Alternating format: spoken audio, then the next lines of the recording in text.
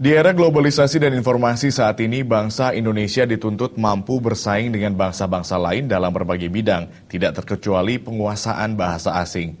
Untuk itu, pembinaan dalam penggunaan bahasa menjadi tanggung jawab pendidik agar generasi muda bisa berkomunikasi dengan baik dan benar.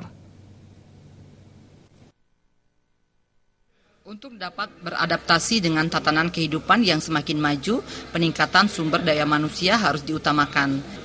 Seperti diketahui dengan mulai diberlakukannya MEA, Masyarakat Ekonomi ASEAN, pada akhir 2015 lalu, maka persaingan antar negara khususnya antar negara ASEAN akan semakin dinamis dan kompetitif, tidak hanya di bidang ekonomi, akan tetapi era pasar bebas ini menuntut masyarakat untuk mampu bersaing di berbagai bidang. Penguasaan ilmu pengetahuan dan teknologi dapat menentukan kemampuan suatu bangsa untuk survive dalam persaingan era modern ini.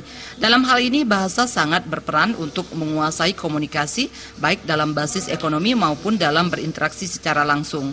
Untuk itu diperlukan pembinaan untuk menguasai bahasa asing tersebut.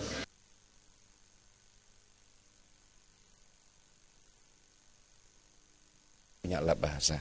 Ya, di sana mungkin dalam proses pembinaan kita perlu sampaikan pada mereka sesungguhnya dalam persoalan penguasaan bahasa Inggris untuk kepentingan-kepentingan internasional dalam mungkin sebagai duta budaya atau duta seni gitu ya. Tentu saja kan ada perdebatan biasanya apa yang ingin disuguhkan dari Bali kan gitu.